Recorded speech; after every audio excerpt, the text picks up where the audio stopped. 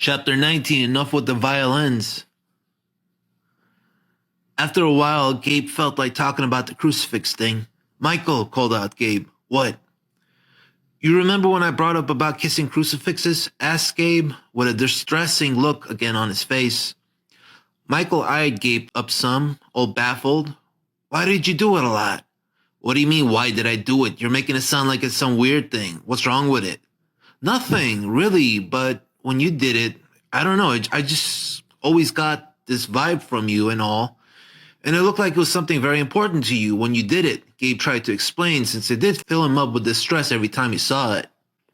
Michael then went into his head and thought about it for a second. I don't know, I guess I'm religious, answered Michael finally, not very sure what Gabe was driving at.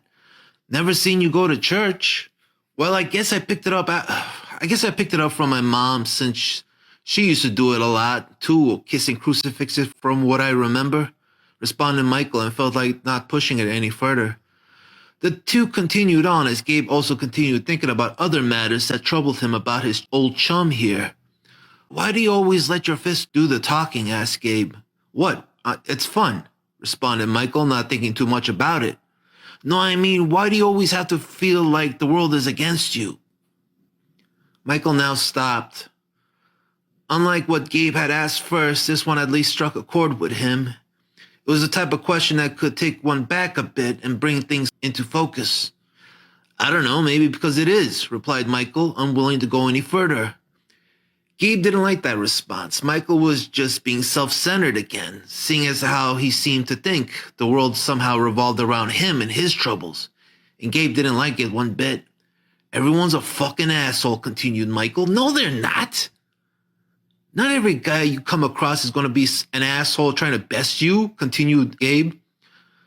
Then how come I get it all the time? Because you're always looking for it, blew up Gabe. One thing I've learned about people in general is that they tend to attract a lot they feel the most comfortable around. Whether they're good for them or not, it's all about what you're used to. And unfortunately for you, Michael, the sort you're most comfortable around and used to are the macho asshole types that will try to best you. And that's why you feel everyone is like that when you're only really paying attention to a small group of people that would and are really completely oblivious to anyone else that might just be nice to you and would actually want to be your friend. Hearing all that, Michael looked at Gabe, chuckled, but then looked into himself and frowned. Yeah, Michael, it's all you. Oh, shut the fuck up, Gabe. You were around all those times. You saw how many times I was attacked out of the blue by some random stranger just because of my rep and nothing else. Everyone always wants to prove how tough they are, to show that they're a number one. And they all had to go through me to do that, since I was the one-man army undefeated on the streets. A lot of the times getting attacked by 10 to 15 to 25 guys at a time with bats and knives and chains and all. And I'm willing to admit I'm a cocky asshole that's taken a lot of pride in the fact that I've been through all that and survived. Yeah, I'm cocky, but what else do I got? Expressed Michael as he got very depressed at the end. Gabe soured up then as he realized where this was going.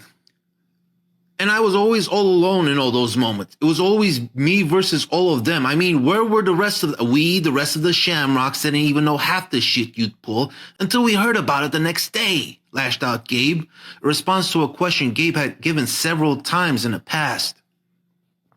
Michael paused but decided not to let it set in. Gabe noticed and went on to try and drive the matter further, hoping maybe this time it would stick. No, Michael, we weren't abandoning you.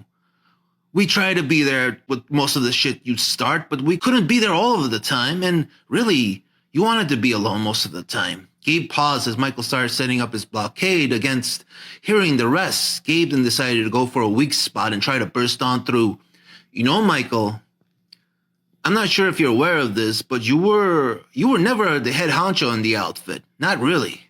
Gabe then paused, so Michael would look up and make eye contact, and once he did, Gabe didn't let him have it. Madboy was, whatever the fuck, and I'm not listening. He was the one that was orchestrating shit while you were off with Nikki beating the tar out of anyone that would dare even look in her direction. Okay, fine, whatever, Madboy, the head honcho. What a joke. And as for Nikki, what can I not say about her? I mean, really, what isn't there to say about a girl like her? I guess all I can is I know for a fact she really got off on seeing you beat up all those poor bystanders that made the simple mistake of finding her pretty. So just how much of a horrible human being does one need to be to get a kick out of? Michael now turned around and blazed at Gabe with two massive fireballs shooting out from his eye sockets, letting him know it wasn't cool to go there. Gabe petrified for a second seeing this and decided it was best to leave that part out. And after a bitter pause, Michael then felt like going back to what he was saying earlier. You know, being who I was with the rep I had, it wasn't easy. It wasn't easy. Even though everyone wants to be that guy, being a number one hasn't been all fun. Really, it's been more of a curse. Gabe rolled his eyes in irritation, hearing Michael give him that line, but felt like he had a solution to all of Michael's troubles, something so simple that for the life of him, Gabe couldn't understand why Michael wasn't able to grasp. Well, that shit was back then. You're in your 30s now, so how about simply not being that way and moving? Oh, and shit got really crazy too. Sometimes motherfuckers eventually come, trying to pull a gun on me and shit. Assholes always trying to instigate shit. Every last dickhead I've ever come across.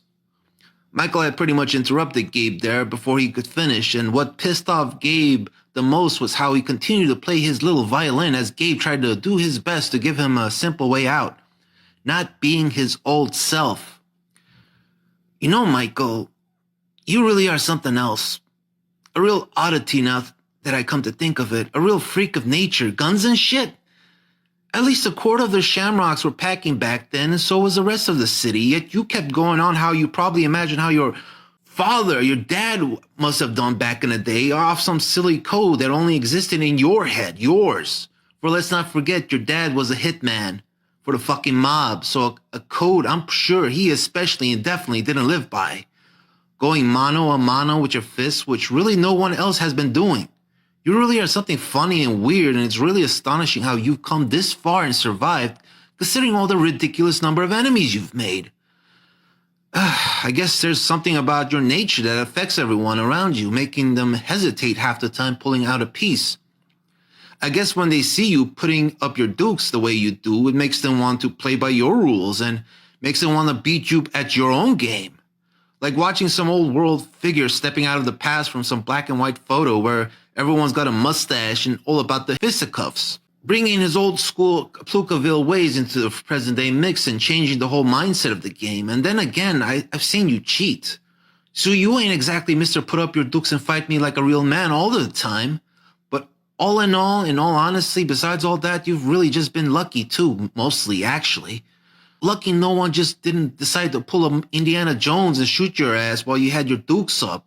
If you were to never had that effect on people, I'm sure someone would have gunned you down a long time ago.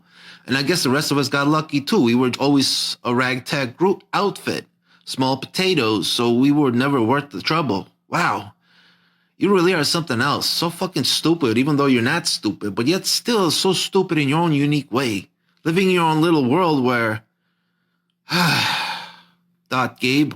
All that as he sighed off the last bit and didn't feel like entertaining that thought any further at the ends, cutting himself off from the weariness, and then felt like closing the matter off.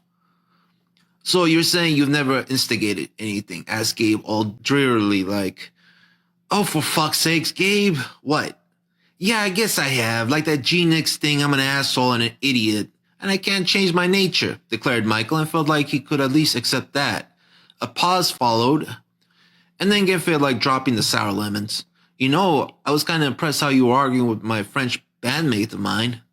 Except for the jokey bit, you seem pretty articulate about it, commented Gabe. So? Wondered Michael. Nothing, just never seen you like that before, mentioned Gabe, as he began to hope he could drive a better response out of Michael. No, Gabe, I'm still that same old dumbass you remember from way back when, replied Michael with a smirk.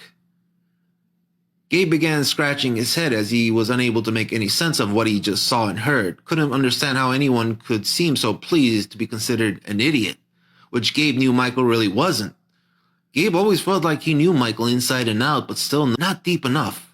For all he saw, Gabe felt, was still just the tip of the iceberg. After entertaining that mystery for a second, Gabe felt like addressing a Nikki matter again since he knew Michael how much precedence it would have, even after all these years, and hopefully this time address the matter without getting scorched. Michael, asked Gabe, what now?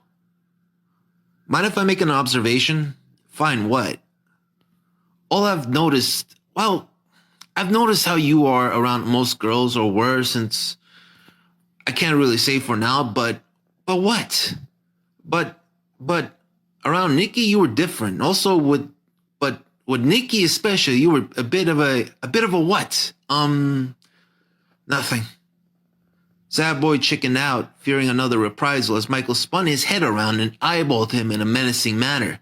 If you have something to say it. Don't beat around the bush like you used to. It's annoying, barked out Michael as he grew irritated. Madboy seemed a bit hesitant at first to respond, but then did. I'm saying if you run into Nikki, don't let her what? Influence you like she used to. Don't forget what happened between you, her, and your old girl Roxana. Michael had no response to that. The stuff Gabe was speaking of had gone over his head. Roxana? What was the point of bringing up her name? Thought Michael.